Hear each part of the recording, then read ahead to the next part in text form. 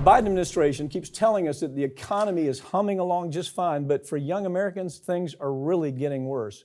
Huge percentages of young voters are being forced to move back in with their parents because they can't afford rent or mortgages, even though they're working 2 jobs to make ends meet. That's the state of affairs moving into the 2024 election. How does it affect things? It's horrible for Biden. And here's the thing, look, I'm on social media all the time, and that's, you got a much younger crowd, especially over on, Twitter, but a lot of them talk about how sick and tired they are of hearing this administration tell them that the economy is doing great.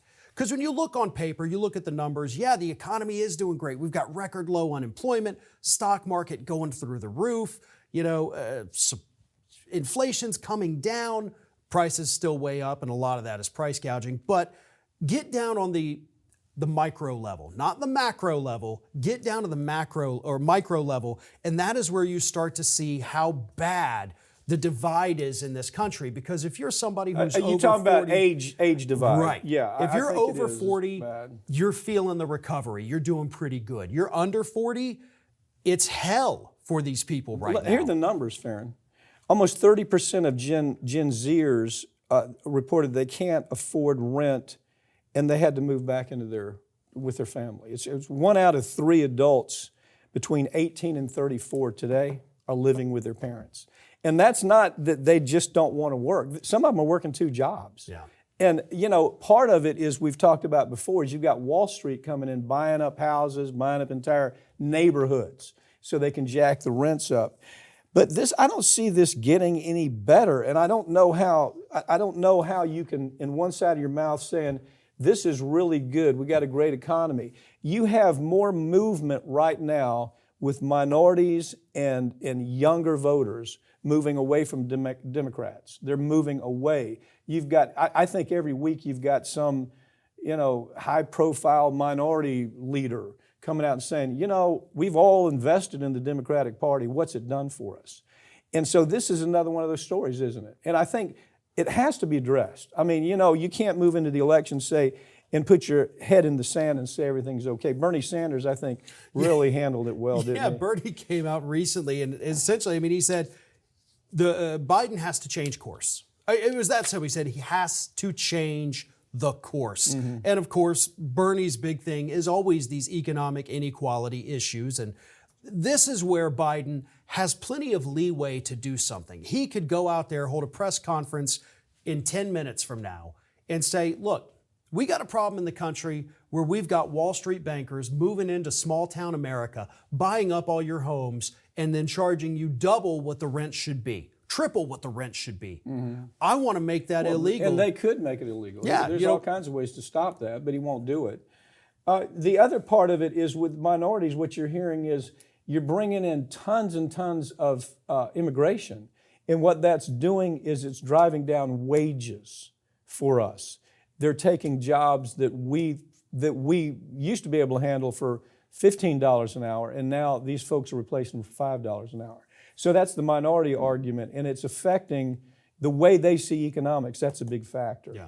The millennials, well, they're losing ground to things like AI and technology. So I think it's something you just can't say everything's okay and say we can hold this position. We don't have to address it. But you got to be out there talking about it, don't you? Yeah, absolutely. They want to talk about, hey, look at unemployment. It's so down. Yeah. How about we talk about the number of people that are working 2 jobs? Yeah. Let's look at those 46%. statistics. Because 46%. Yeah. I think it was Z's. Yeah. So, more people have jobs, but more people have more jobs too. Yeah. So there's a lot of things. Overall, are things better? Sure. What are the jobs they have?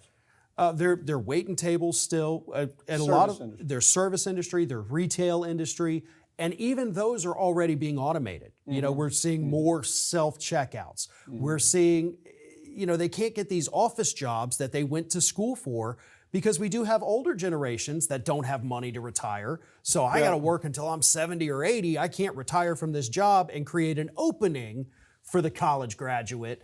And it's a horrible workforce. You know what the statistics show now?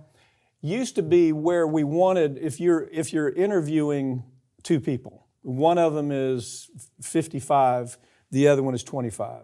you would lead right around here. We would also say, okay, we want that 25-year-old that's got some ability and can be trained and can do a good job for us. It's not just us, but I mean, the statistics show that people are favoring the older workers now. And so that's another hit that the Zs and millennials are having to deal with. I don't see a quick solution to it.